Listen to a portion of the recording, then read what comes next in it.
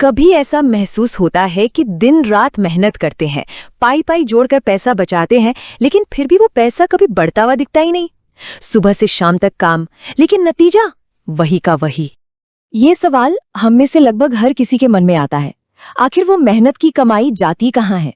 ऐसा क्यों लगता है कि हम एक ही जगह पर बस भाग रहे हैं पर आगे बढ़ ही नहीं पा रहे? देखिए, समस्या ये नहीं है कि हम बचत नहीं कर रहे। असली समस्या ये है कि हम उस पैसे को रख कहाँ रहे हैं। क्योंकि जो पैसा हमें लगता है कि बैंक में बिल्कुल सेफ है, असल में वो हर गुजरते दिन के साथ अपनी कीमत खो रहा है। ये एक कड़वा सच है, लेकिन इसे समझना बहुत बहुत जरूरी है। तो चलिए उस सबसे पहली सीख से शुरू करते हैं जो हमें बचपन से दी गई है। पैसा बचाना है तो उसे बैंक में रखो। सही है ना? खैर, यही सोच जो कभी एक सुनहरा नियम हुआ करती थी, आज एक ऐसा भ्रम बन चुकी है जिसकी कीमत हम और आप चुका रहे हैं। जब हम अपना पैसा बैंक में जमा करते हैं तो वो वहां चुपचाप पड़ा नहीं रहता। बैंक हमारे ही पैसे को लेता है और दूसरों को 10 से 12% के भारी ब्याज पर लोन देता है। और हमें, यानी पैसे के असली मालिक को, बदले में क्या मिलता है? सिर्फ 2.5 या 3%। मतलब बैंक हमारे पैसे से अमीर बन रहा है और हमें मिलती है सिर्फ बची खुची रकम। लेकिन खेल यहीं खत्म नहीं होता। एक और बहुत बड़ा खिलाड़ी है इस मैदान में, महंगाई। और ये वो खामोश चोर है जो हमें पता भी नहीं चलने देता और चुपचाप हमारी बचत की ताकत को कम करता रहता है। और यहीं पर सारा हिसाब किताब दर्दनाक हो जाता है। मान लीजिए बैंक ने हमें 3% का ब्याज दिया। सुनने में अच्छा लगता है, लेकिन अगर उसी साल चीजों के दाम यानी महंगाई 7% बढ़ गई तो असल में हम फायदे में नहीं, नुकसान में हैं। हमारा पैसा बढ़ नहीं रहा, वो हर साल अपनी 4% खरीदने की शक्ति खो रहा है। मतलब उसी पैसे से हम हर साल पहले से कम सामान खरीद पा रहे हैं। ये सुनने में थोड़ा कठोर लग सकता है, पर ये सच है। हम अपने बैंक खाते में बढ़ते हुए नंबर देखते हैं और सोचते हैं कि पैसा सुरक्षित है, लेकिन उसकी असली कीमत चुपचाप घट रही है। ठीक वैसे ही जैसे कब्रिस्तान में कुछ उगता नहीं है, सिर्फ खत्म होता है। तो अब सबसे बड़ा सवाल ये उठता है कि अगर बैंक सही जगह नहीं है तो फिर सही जगह क्या है?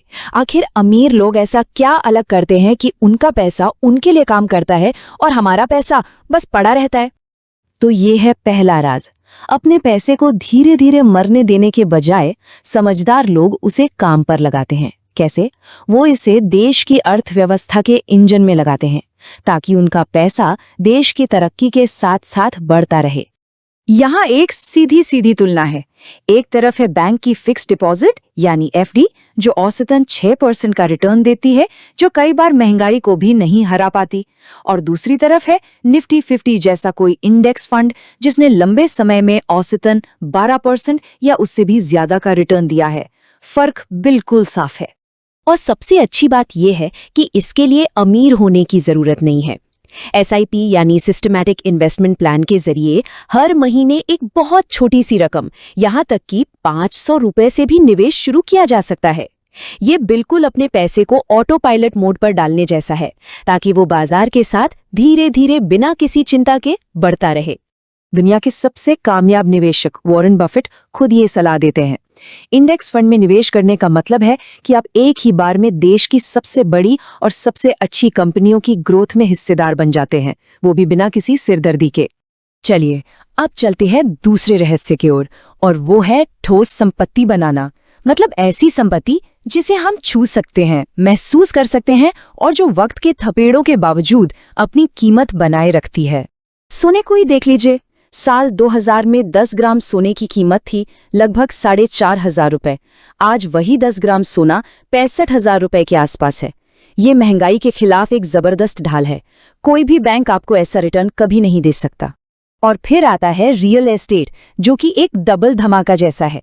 एक तरफ किराए से हर महीने एक पक्की आमदनी आती है, और दूसरी तरफ जमीन की कीमत तो समय के साथ बढ़ती ही है। अगर लोकेशन सही हो तो एक निवेश कुछ ही सालों में कई गुना बढ़ सकता है। यह सचमुच एक ऐसी मशीन बनाने जैसा है जो सोते समय भी पैसा कमा कर देती है। अब बात करते हैं तीसरे और शायद सबसे शक्तिशाली रहस्य की। यह है ऐसे सिस्टम बनाना जो हमारे लिए लगातार आमदनी पैदा करें, चाहे हम उस वक्त काम कर रहे हों या नहीं। आज के डिजिटल जमाने में ये एक सुपर पावर जैसा है। जरा सोचकर देखिए, आप एक ई बुक या एक ऑनलाइन कोर्स सिर्फ एक बार बनाते हैं और एक ऑटोमेटेड सिस्टम उसे हजारों बार, महीनों या सालों तक बेचता रहता है। मेहनत एक बार, कमाई बार बार। ये असली पैसिव इनकम का सबसे सटीक उदाहरण है। और हाँ, जो लोग कहते हैं कि उन्हें कोई रिस्क नहीं लेना, उनके लिए भी एक शानदार विकल्प है, सरकारी बॉन्ड। यहाँ आप सीधे सरकार को पैसा उधार देते हैं और बदले में एक तय और सुरक्षित ब्याज पाते हैं। इस पर बाजार के उतार चढ़ाव का कोई असर नहीं होता और ये एक स्थिर आय का स्रोत बन जाता है। तो अब तक हमने जो भी बातें की उनका निचोड़ क्या है? निचोड़ ये है कि सिर्फ पैसा बचाने से काम नहीं चलने वाला। हमें अपनी सोच को एक सेवर यानी बचाने वाले से एक इन्वेस्टर यानी निवेशक में बदलना होगा। आखिर में सब कुछ इन 3 रास्तों पर आके टिक जाता है। पहला रास्ता है ऊंचे रिटर्न के लिए बाजार की ग्रोथ का फायदा उठाना। दूसरा है सोना और रियल एस्टेट जैसी ठोस संपत्ति से खुद को सुरक्षित रखना। और तीसरा, अपने बनाए हुए सिस्टम से एक सुरक्षित इनकम का फ्लो बनाना। असली दौलत बनाने का राज इन तीनों को समझदारी से मिलाने में ही है। असल में ये सबसे बड़ा और सबसे जरूरी बदलाव है। सिर्फ पैसा जमा करने के बारे में सोचना बंद करना होगा और ये सोचना शुरू करना होगा कि उस पैसे को अपने लिए काम पर कैसे लगाया जाए ताकि वो बढ़े और कई गुना हो। ये बचत के कैदी बनने से अपनी दौलत का माली बनने जैसा है।